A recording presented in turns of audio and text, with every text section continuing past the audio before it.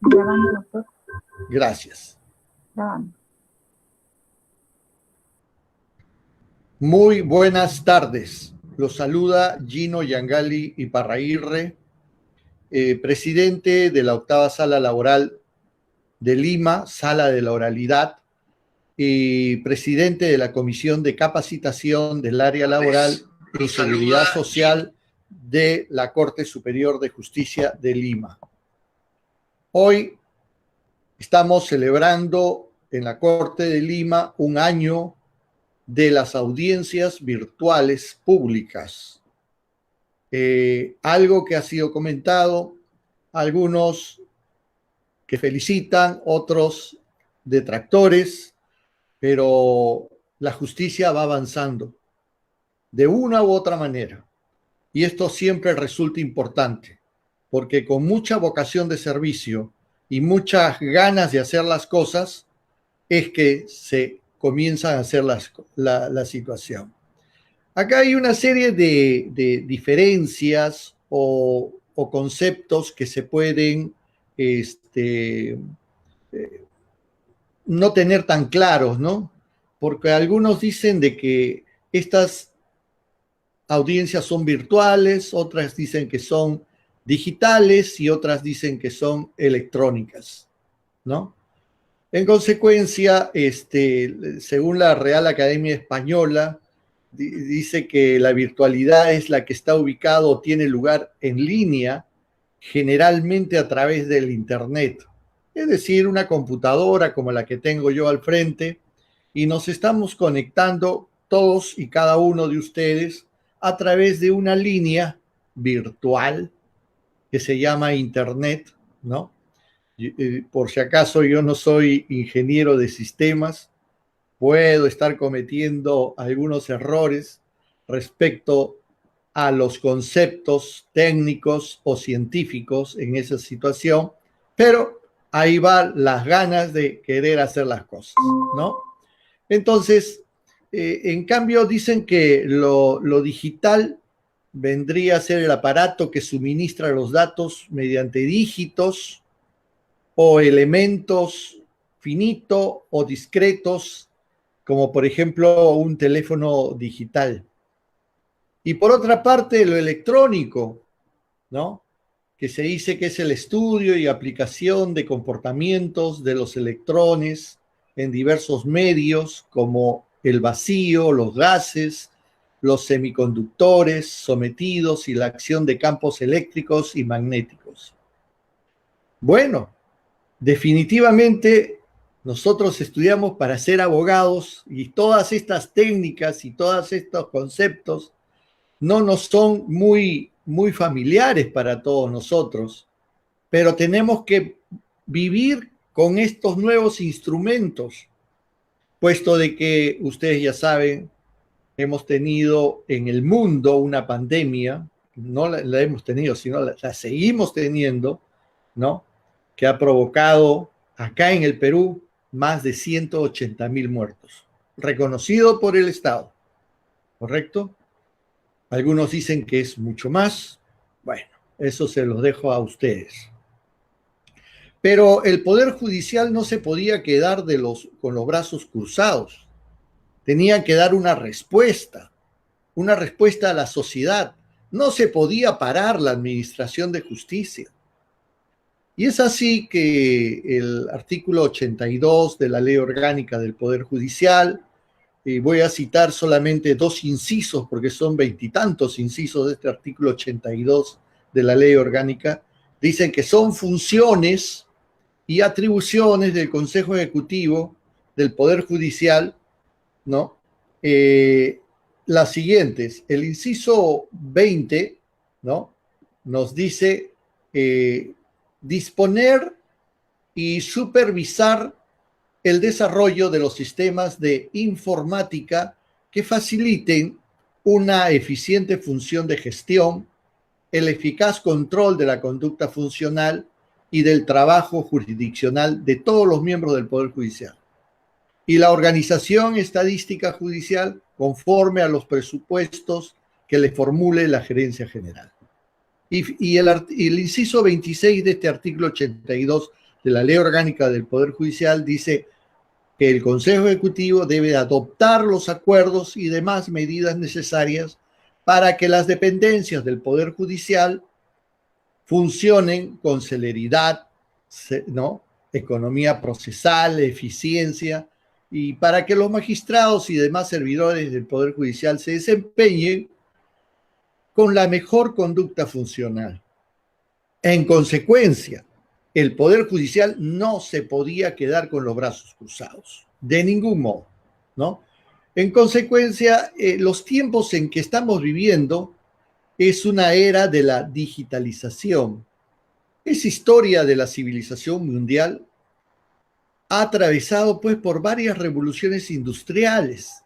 La primera, segunda, tercera, estamos en la cuarta. No les voy a hablar de cada una de ellas porque si no me pasaría todo el tiempo y el breve tiempo que tengo para dar algunos alcances muy pequeños respecto a esta situación, ¿no?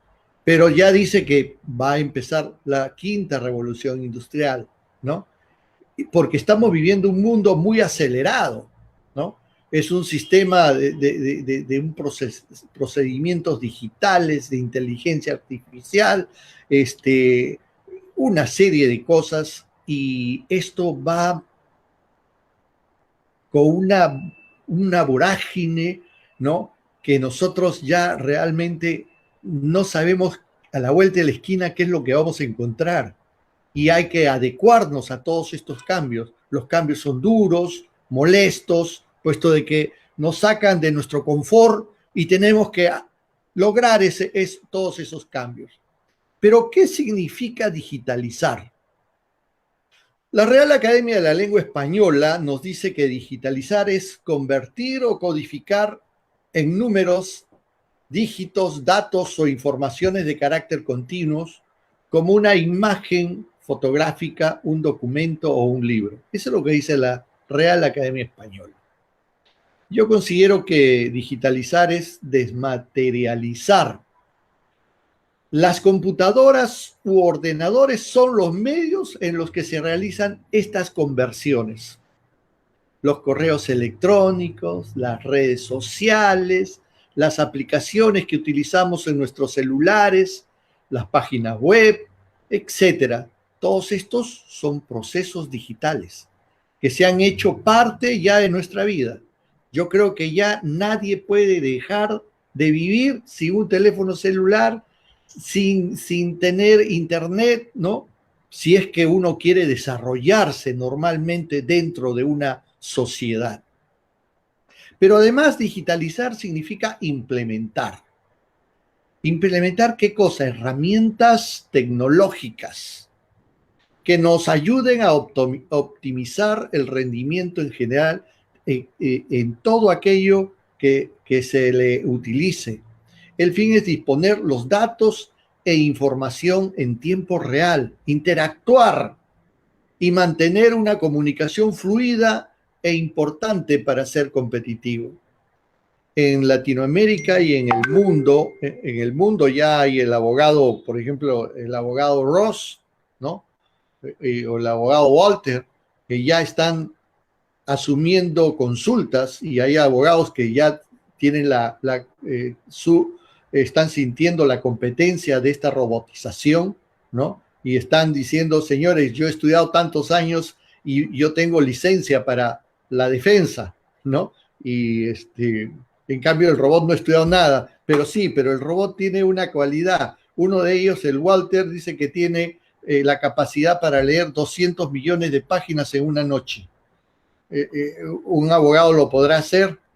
La competencia, fíjese lo que está pasando, ¿no?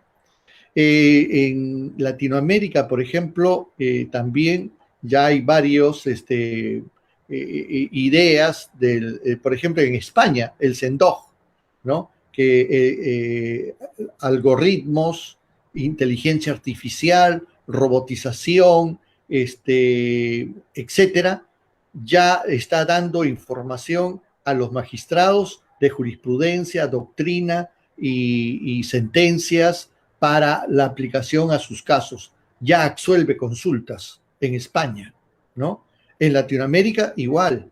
En el servicio del notariado también se está dando. Hay una red de interconexión notarial, por ejemplo, en México, que se le llama el RIN, ¿no?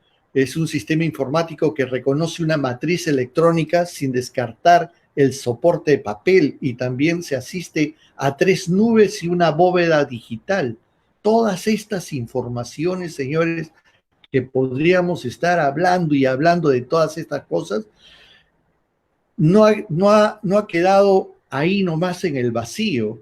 En nuestra legislación, por ejemplo, el decreto legislativo 681 del año 91, 1991, claro que este ha sido modificado por un decreto legislativo 827, ¿no?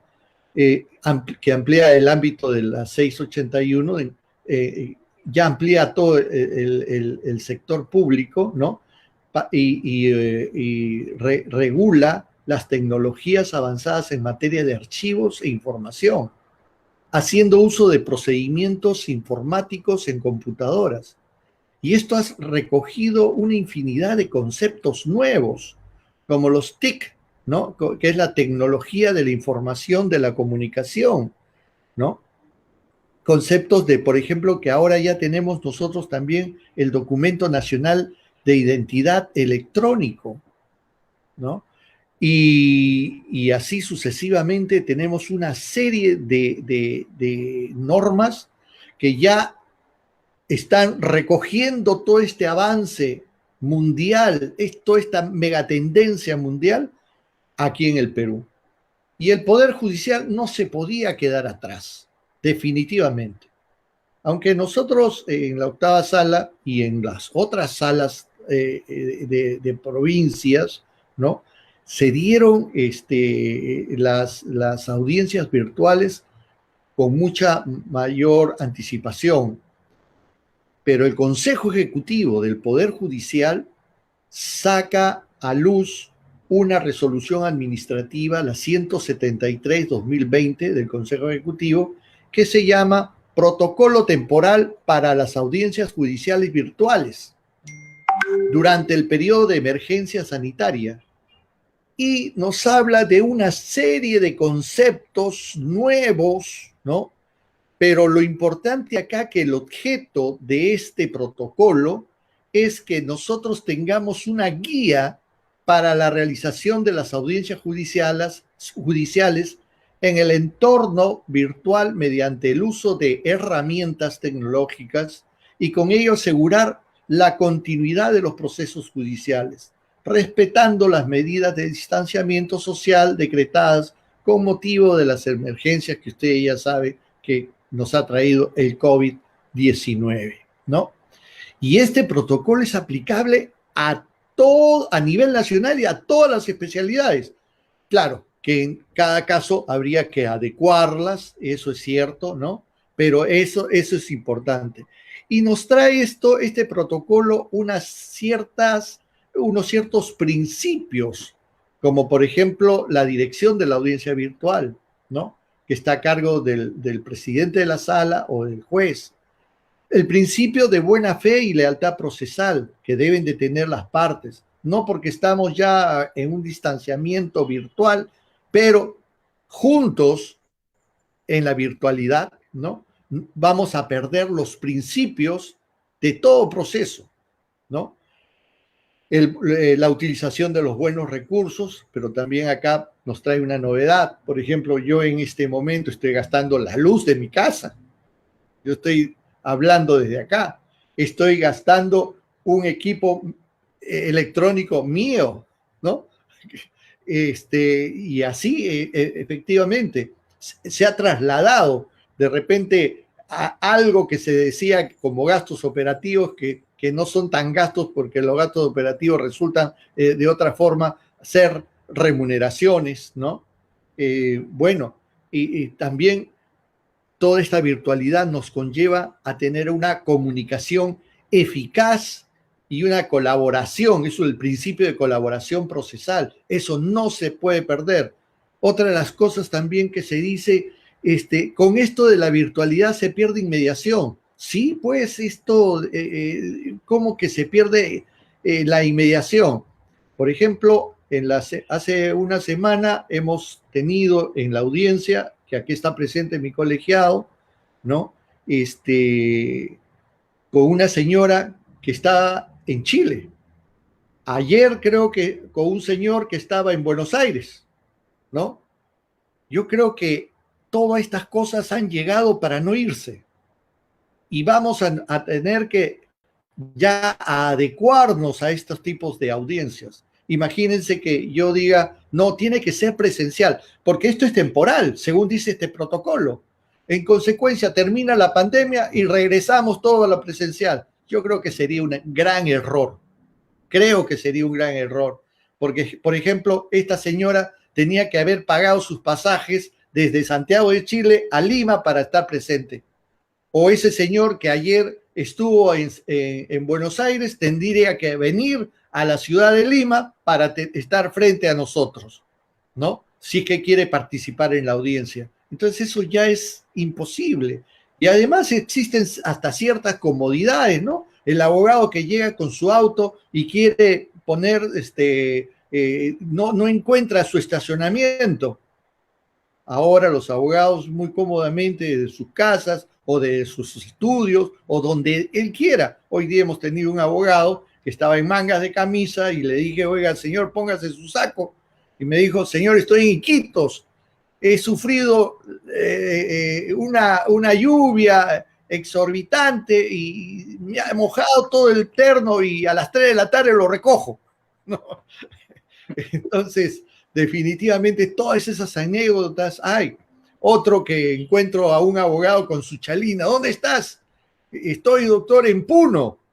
Caray, otro, ¿no? Y cuando estábamos todavía acá con el verano, ¿no? Entonces, todas esas circunstancias nos ha abierto las puertas del mundo esta virtualidad, ¿no? Y la comunicación eficaz y la colaboración procesal, ¿no? Y por eso creo que la inmediación no se pierde.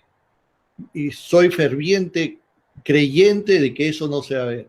Va a continuar la contradicción dentro de los procesos y la publicidad también, porque algunos me dicen, señores, es imposible, pues ustedes centran su audiencia y nadie se entera. No, señor.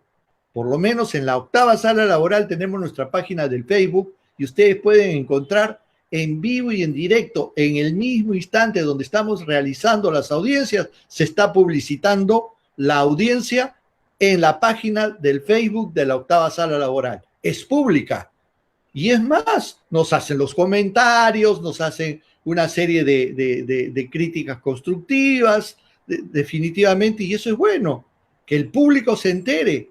Ya no hay ese tal secretismo procesal que decía que nadie se entere, ¿no?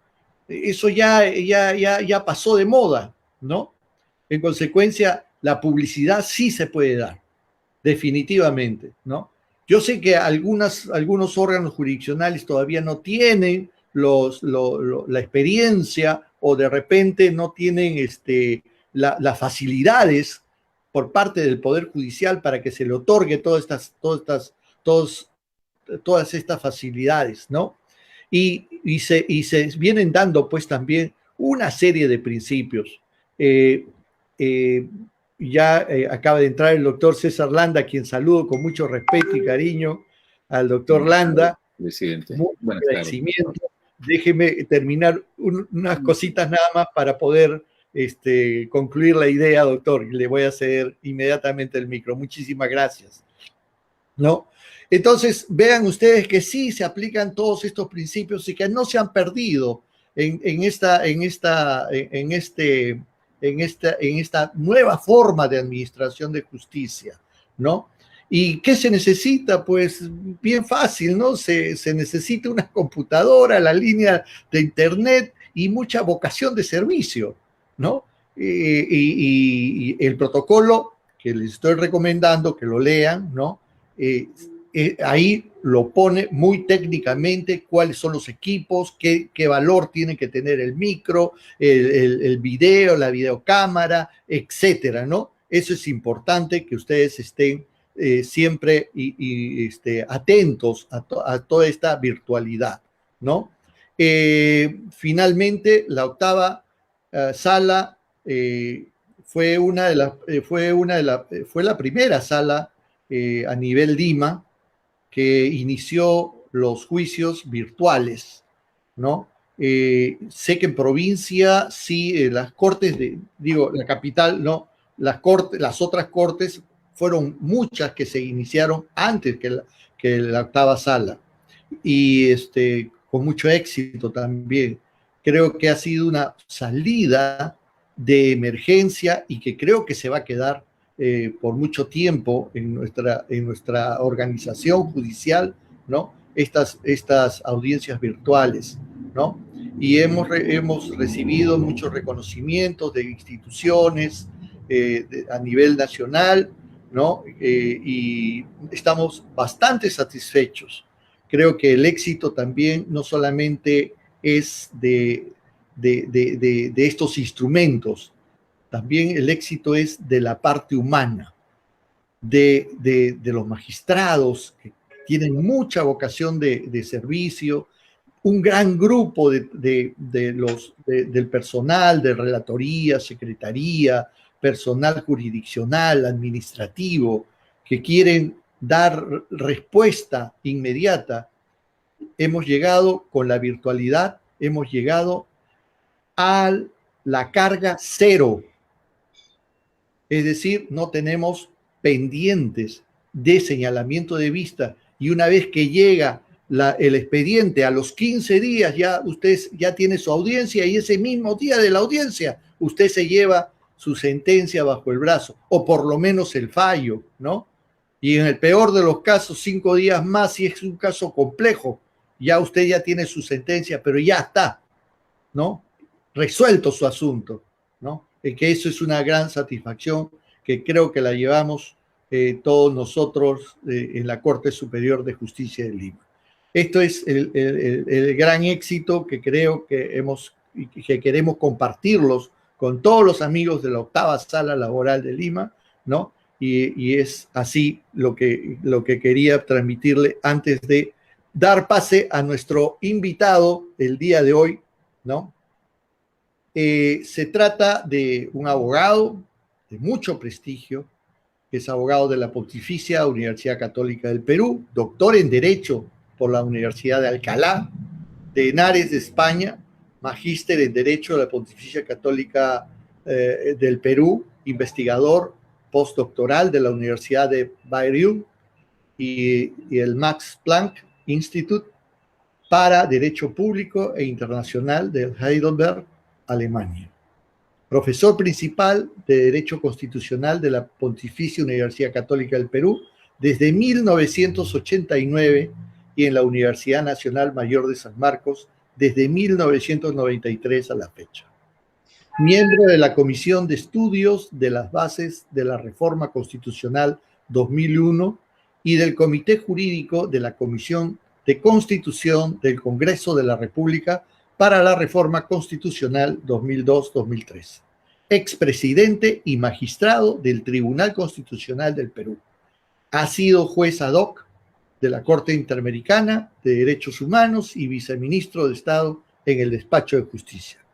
Exdecano de la Facultad de Derecho de la Pontificia Universidad Católica del Perú, candidato a la Corte Interamericana de Derechos Humanos, al cual le auguramos muchos éxitos, ¿no? A nuestro compatriota, ¿no? Y es todo un honor, ¿no? De tenerlo el día de hoy para que nos hable de este tema de la virtualidad y de estos principios, ¿no?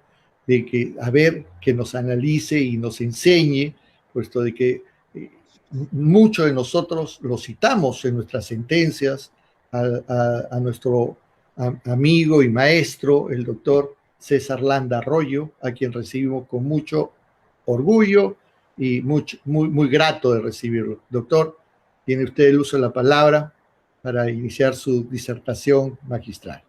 Muchas gracias. Muchas gracias. Muy buenas tardes, doctor Rangali, ¿no? Por la cordial invitación que se me formula a efectos de compartir con ustedes algunas reflexiones en torno al derecho constitucional del trabajo, diría, ¿no?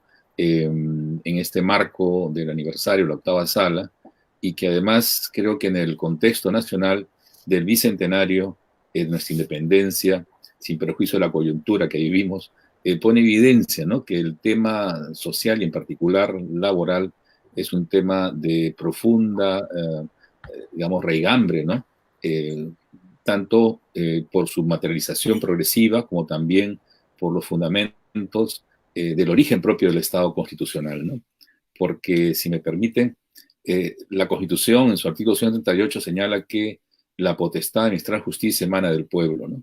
Y esta se realiza a través de las instancias jurisdiccionales establecidas, como también de conformidad con la Constitución y la ley, ¿no? Pero este principio fundamental propio de nuestro Estado constitucional tuvo un origen en el Estado liberal cuando se formó nuestra República hace 200 años en el marco de las grandes transformaciones que acontecían también, ya sea en España con la Constitución de Cádiz de 1812, o la Revolución Francesa y sus constituciones, o la independencia en los Estados Unidos, que si bien se fundan bajo principios de libertad, propiedad, seguridad, no por ello en Europa, en Francia, también se habló de la fraternidad, ¿no? Y por eso la Constitución de 1793 en el preámbulo consagra, ¿no?, el trabajo como una libertad, ¿no? Y eso es muy importante porque en ese momento, y más adelante, en Perú o Estados Unidos, se ha vivido con regímenes de esclavitud, ¿no? De los afrodescendientes hasta 1853 en el Perú, o el trabajo indígena, que era un tributo, ¿no?, que debía brindar al gamonal, al hacendado, gratuitamente, como parte de ese Estado de derecho liberal del siglo XIX. Y cuando se declara la abolición de uno y se anula estos tributos indígenas, aparece, ¿no?, las migraciones desde 1849 de pobladores, trabajadores asiáticos, chinos, los culíes, ¿no? También reemplazando en 100.000 la mano de obra faltante o restante, ¿no? Entonces quiero decir que el tema del trabajo es una conquista, ¿no?, que se forja a finales del siglo XIX y comienzos del XX. Está Manuel González Prada, ¿no?, Horas de lucha, Páginas libres, ¿no? Pero no solamente en el Perú, porque ya antecedía también la cuestión social tempranamente en las sublevaciones en Francia en 1830, en Bélgica, ¿no?, o el Manifiesto Comunista de 1848, que dio lugar que en Francia, a partir de esa revolución, se creara por vez primera el Ministerio de Trabajo, ¿no? Y eso también repercutió en los Estados Unidos, porque la jornada de 8 horas se conquista en Chicago en 1883, ¿no? Y en el caso peruano va a ser el presidente Billinghurst, ¿no?, quien en 1914 incorporó la jornada de 8 horas para los trabajadores ferroviarios, ¿no?, del Callao, y también una legislación incipiente de protección frente a accidentes y de seguridad, ¿no?, que luego el presidente Prado, el año 19, establecerá las 8 horas a nivel nacional. Y la Constitución de 1920, que era una constitución obviamente de las clases medias emergentes, del movimiento 4 de julio de Leguía, estableció algunos artículos muy interesantes, como que, si me permiten, claro, el Estado tiene un rol importante en la regulación y la solución de los conflictos que ya se venían sucediendo, porque dijo así: los conflictos entre capital y el trabajo serán sometidos a arbitraje obligatorio. La ley establecerá la forma como deban organizarse los tribunales de conciliación y arbitraje para solucionar las diferencias entre capital y el trabajo, y los requisitos y condiciones para los efectos obligatorios de los fallos, ¿no?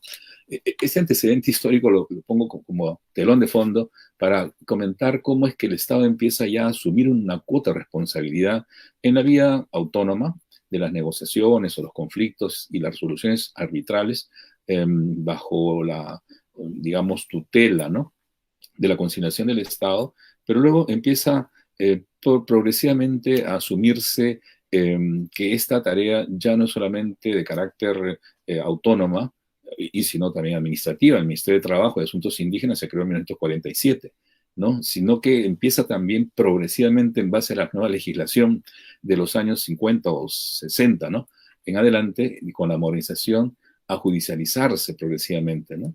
Claro, las relaciones laborales eran relaciones sujetas al Código Civil inicialmente, en buena medida, ¿no? Eran relaciones laborales de trabajo, ¿no? Pero va a ser en los 70 donde ya empieza a configurarse, ¿no? Que esas relaciones son relaciones laborales sujetas al derecho del trabajo que se va asentando progresivamente, ¿no? En el marco de estos cambios, tanto internacionales, la OIT, ¿no? Como también las legislaciones nacionales. Y la Constitución del 79 precisamente le da un fuerte incentivo al trabajo porque llega a señalar que el trabajo es la fuente principal de la creación de la riqueza, ¿no? En relación al capital, en relación a la tecnología, ¿no? Constitución elaborada, pues, por el APRA, el PPC y las izquierdas, claro, marxistas, no marxistas, pero finalmente ese fue el consenso, ¿no? Democrático que quedó instalado no solamente en ese ámbito, sino también en la protección del empleo, ¿no? La estabilidad laboral y la participación en las utilidades, ¿no? Un modelo propio de la época, ¿no? Ciertamente, ¿no? Y digo esto porque el que fue director del London School of Economics, Dahrendorf, Ralph, señaló que en el mundo, hasta los años 80, la locomotora que arrastraba los distintos vagones era la política, y que arrastraba la economía, el derecho, en fin, todas las creaciones humanas, ¿no? Sociales, ¿no? Pero a partir de los años 90, la locomotora es la economía en el mundo. Y en el mundo cambian. En consecuencia, la economía arrastra a la política, al derecho, ¿no? Y en ese sentido también la Constitución 93 expresa claramente este modelo, digamos, de flexibilización laboral, de movilidad laboral, ¿no? De protección frente a despidos arbitrarios de una forma que dice el artículo 29 sea la adecuada, y en otras reglas constitucionales que ha dado lugar entonces a que el Estado de alguna forma cambie la orientación, y eso ha generado, diría yo, una suerte de judicialización de los conflictos laborales, más allá de los términos arbitrales, ¿no? De las negociaciones y de las reposiciones, sobre todo, que ha generado también que el Tribunal Constitucional, por un lado, haya ido surgiendo, ¿no? Como un faro, ¿no? De interpretación de la Constitución en materia del trabajo, como desde ya también el Poder Judicial en su quehacer cotidiano de resolución de los conflictos laborales individuales, ¿no? Y sino colectivos, ¿no? Entonces, creo yo que desde el año 2001, con la sentencia telefónica, por ejemplo, ¿no? Y posteriormente Llanos Huasco, ¿no? Y Bailón, ¿no? Se genera en esa primera etapa, ¿no? De los años 2000, una suerte de nivelación de la interpretación y aplicación de la legislación que se había dictado en los años 90, ¿no? Por eso el Fondo Monetario Internacional, al primer decenio, ¿no? de este milenio, cuando evalúa los aspectos laborales, señala que hay países que luego de esta impronta de la economía como motor de todas las actividades sociales y humanas, como es también la concepción economicista, digamos, de lo que son las relaciones de trabajo, habían hecho reformas y ajustes en América Latina, salvo Argentina y Perú, pero que en el caso peruano iba a ser y fue el Tribunal Constitucional el que morigeró los efectos de ese modelo, ¿no? Claro, al punto que hubo críticas también, ¿no? De diferentes puntos de vista, como que el tribunal habría hecho una segunda constitución en materia del trabajo, ¿no? Dejando de lado los conceptos o los conceptos originarios que tenía ese modelo. Y es que el quehacer constitucional no es un quehacer que ve la norma de manera estática, sino de manera dinámica y abierta, ¿no? Y en ese sentido está el tribunal resolviendo de acuerdo a derecho, pero también de acuerdo con la opinión pública, como dice el artículo 38, la potestad de administrar justicia emana del pueblo y se hace a través de las leyes, constituciones y las instancias judiciales correspondientes. Y eso entonces ha significado que haya un diálogo entre el Poder Judicial muchas veces y el Tribunal Constitucional en torno a la revisión de decisiones y la creación de una jurisprudencia. Y es un diálogo no solamente unilateral del intérprete supremo de la Constitución sobre cómo interpretar las leyes laborales, sino también un diálogo de ida y vuelta, por ejemplo, en el caso Huatuco, ¿no? En el cual la Suprema Corte y las salas de Trujillo y otras más hacen un distingo y se distancian de la decisión con calidad de precedente vinculante en el caso Huatuco, y el tribunal, bueno, asume que tiene que morigerar sus posiciones en torno a la interpretación sobre los despidos y la no reposición en caso de trabajadores del sector público que han entrado sin concurso público, ¿no? Entonces, yo diría que estamos en una etapa, además, caracterizada porque el derecho no solamente es un derecho basado en la ley o un derecho basado únicamente en la Constitución, sino también ahora un derecho basado en la Convención, en los tratados, porque el artículo 55 de la Constitución señala que los tratados celebrados en vigor forman parte del derecho nacional.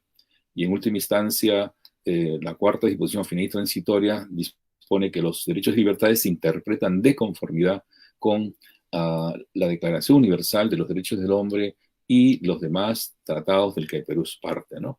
Y esa incorporación, entonces, en las fuentes del derecho de los tratados, a veces ha sido entendida de manera subsidiaria o de manera meramente interpretativa, pero de pronto también hay sentencias de la Corte Interamericana que tienen que ver con los trabajos de Petroperú, o los de la SUNAR, o los trabajadores del sindicato SUTRAM, ¿no? De Lima Metropolitana, o los trabajadores despedidos del Congreso de la República, ¿no?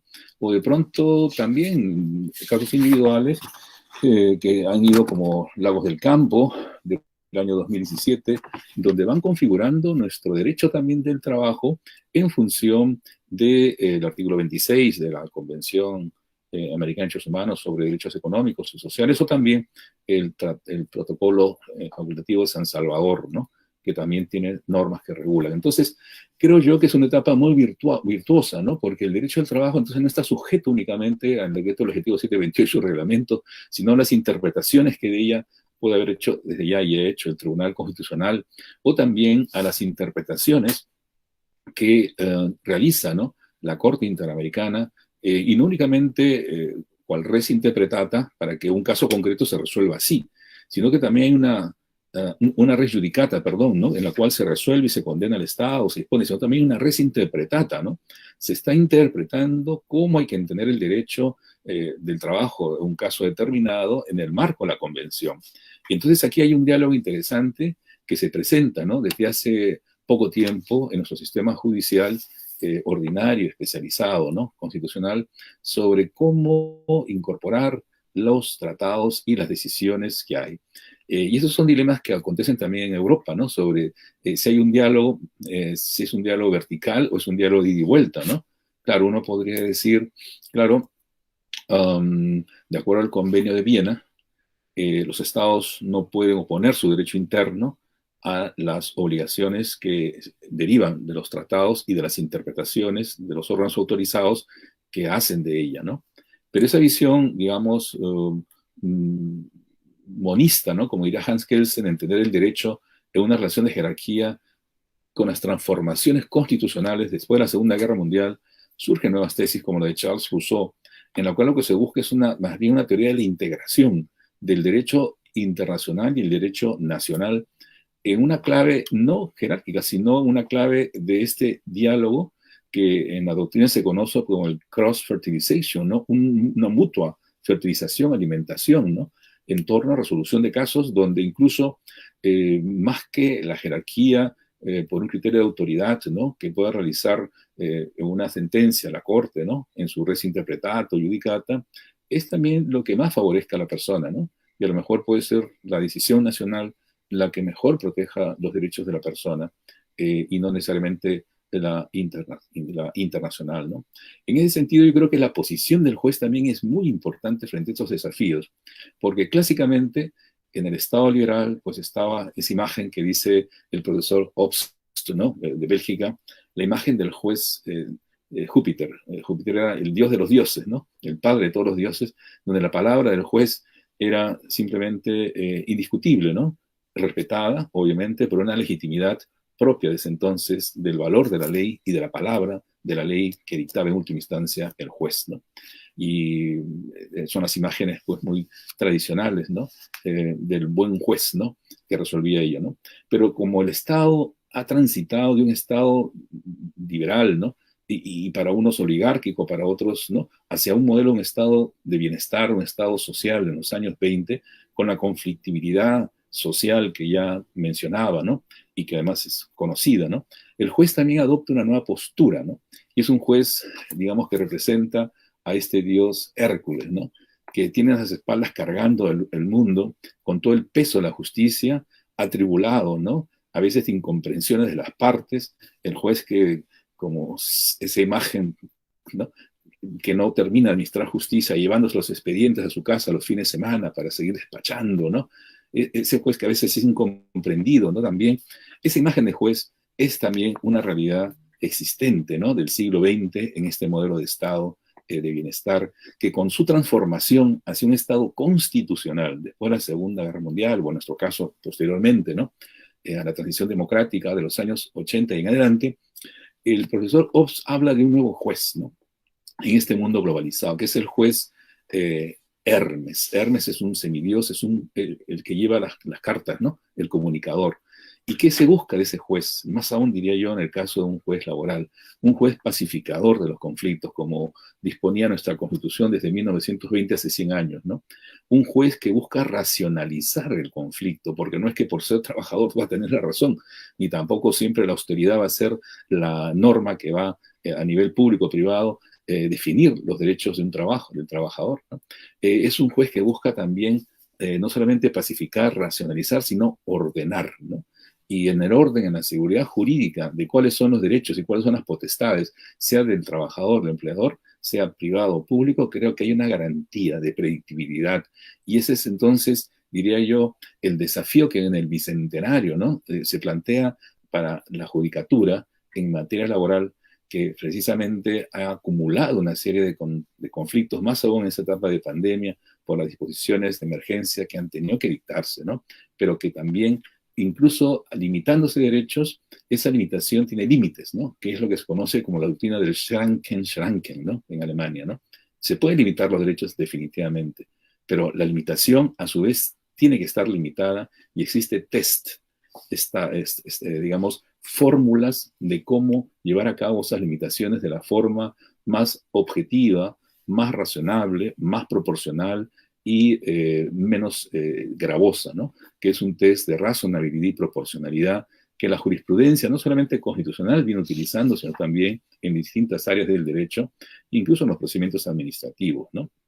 Y eso creo yo que en este panorama de este bicentenario, donde tenemos, digamos, muchos temas pendientes, ¿no? De resolución que se han ido acumulando a lo largo de la historia y que este último año han puesto sobre la palestra donde ha brotado, ¿no?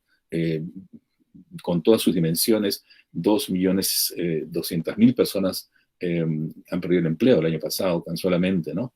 Los niveles de pobreza, obviamente, también se han incrementado, ¿no? Triplicado, lamentablemente, ¿no? Para hablar solamente de esas dos, ¿no? Índices, para no mencionar otros de salud, de educación, el trabajo no está ajeno, ¿no?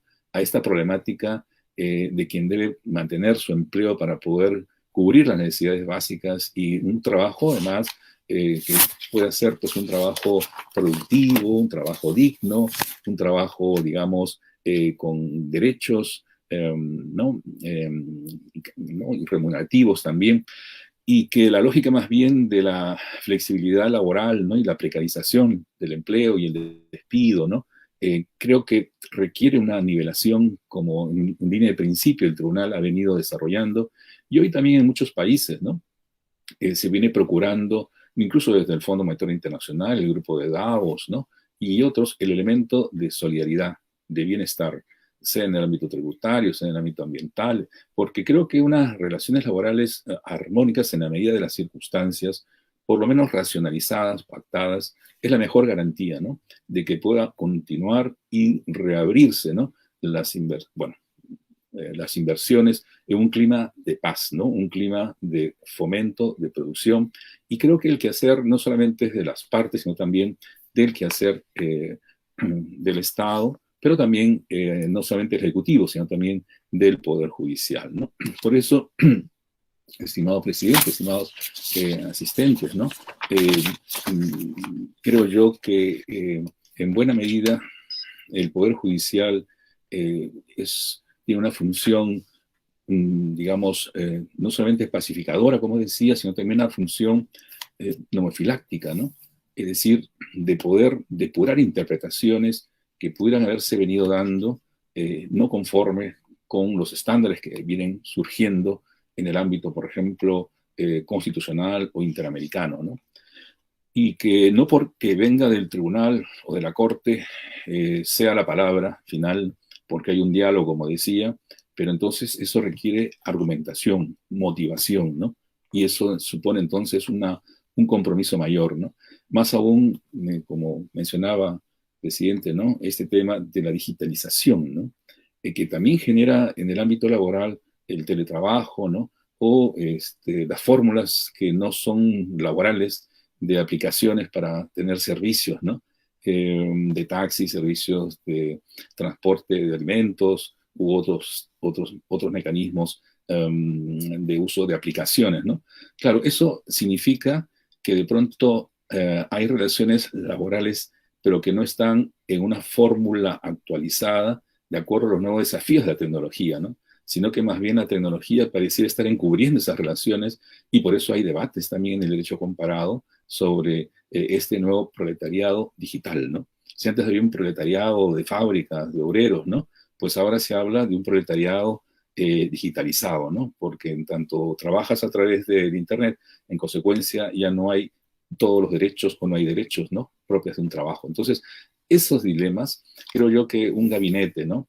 Sin perjuicio de la labor jurisdiccional, es importante que lo analice como vienen ustedes realizando, además, de la cual soy testigo por haber participado en algunas sesiones de conferencias, ¿no? Intercambio de opiniones, es importante para que ustedes tengan las luces suficientes necesarias para tomar las decisiones jurisdiccionales, no solamente cuando se presentó ya un caso, ¿no? Donde ya tienen acumulado una serie de controversias, donde tienen que tomar decisiones y por eso la función homofiláctica de depurar, ¿no? ¿Cuál es la interpretación adecuada? Sino también un gabinete preparatorio, ¿no?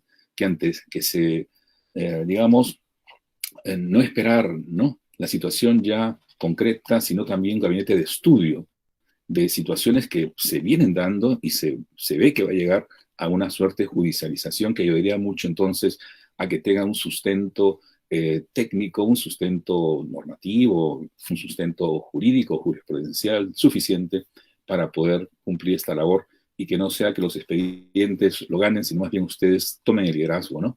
En las líneas cómo se va a llevar a cabo eso, ¿no? Alguna vez estando, bueno, tengo unas conferencias en Inglaterra, agarro el periódico The Independent, página 3, ahí salía cómo la Corte de Londres, High Court de London, estaba definiendo cuál iba a ser el criterio de interpretación de un nuevo impuesto.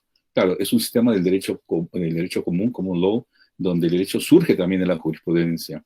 Y hay que darle predictibilidad al ciudadano cómo van a aplicar ¿no? las normas los jueces, ¿no? Y claro, no es para imitar, ¿no? Pero quiero decir que en nuestro sistema jurídico también hay casaciones, ¿no? Que dan interpretaciones, y no solamente meramente formalistas, sustantivas, ¿no? Sin perjuicio de los precedentes vinculantes, ¿no? Que pueda tomar también en su vía jurisprudencial constitucional el tribunal. También la judicatura puede establecer criterios de interpretación, ¿no? Acordadas, ¿no? Como antiguamente se llamaba, ¿no? A efectos de poder dar seguridad, predictibilidad en esta situación, además, a puertas de un nuevo gobierno que seguramente va a plantear algunos desafíos también en torno a la forma como se ha venido aplicando la legislación laboral, si es que no hay reformas, ¿no? Y yo creo que la judicatura puede ayudar a esa suerte de, digamos, integración, ¿no? La integración de los valores legales y constitucionales en torno a relaciones de trabajo, y la judicatura cumplirá entonces un rol que le depara, ¿no? De acuerdo con la Constitución, y es pues ser la boca que pronuncia las palabras de la ley, pero también la boca que expresa las palabras del ciudadano, ¿no? En este caso, en materia laboral. Ciudadanos, ¿no? No solamente trabajadores, sino también los empleadores, ¿no? Privados o públicos, ¿no? Con esto, estimado presidente, estimados colegas, ¿no? Solamente quería expresar algunas reflexiones en este 8º aniversario de la sala laboral y desearles, ¿no? Los éxitos de su quehacer jurisprudencial, que todos conocemos, es bastante sacrificado en las circunstancias, pero también esperanzador, ¿no? De que a pesar de la pandemia y toda la crisis que se ha vivido, pueda de estas circunstancias surgir lo mejor, ¿no? Ya sea con la tecnificación y con el estar al día en los expedientes, y también desde el punto de vista sustantivo, lograr, ¿no?, sentencias donde las dos partes sientan que no han perdido, porque esa es la mejor sentencia, o que las dos sientan que han ganado, ¿no? Y eso es un arte, más que una ciencia, el arte de impartir justicia con equidad y conforme al derecho. Muchas gracias, presidente. Muchísimas gracias, doctor César Landa. Muy, muy importante sus palabras, especialmente las de reflexión que nos ha manifestado, ¿no? Que las sentencias pues tienen que ser que se sientan que las dos partes han ganado. Misión dificilísima, pero no imposible. Hay que hacer todos los esfuerzos y vamos a seguir por esa ruta. Muchísimas gracias, doctor. Y gracias siempre por darnos ese acceso a nuestros plenos jurisdiccionales, a nuestros aniversarios, a toda la labor jurisdiccional, y en nombre de la Corte Superior de Justicia de Lima, le agradecemos, como siempre, su participación. Muchísimas gracias y hasta en cualquier momento, doctor Landa, estamos siempre juntos por acá. Muy amable. Gracias, señor presidente. Muy buenas tardes a todos. Buenas tardes. Hasta luego. Muy bien, a todos los demás les digo de que vamos a seguir con las conferencias el día viernes a las 5 de la tarde. Los esperamos a esa hora, donde vamos a tener como invitado a otro gran maestro, el doctor Eto Cruz, ¿no? Gerardo Eto Cruz, constitucionalista, y nos va a hablar justamente de los principios que conllevan el proceso laboral, pero dentro de la mecánica. Lo hemos perdido, seguimos todavía con estos principios. No va a ser un análisis de esa situación. Les agradecemos y que pasen todos ustedes muy buenas tardes. Gracias por la participación de todos y cada uno de ustedes. Hasta el viernes, 5 de la tarde. Adiós. Gracias, doctor. Gracias.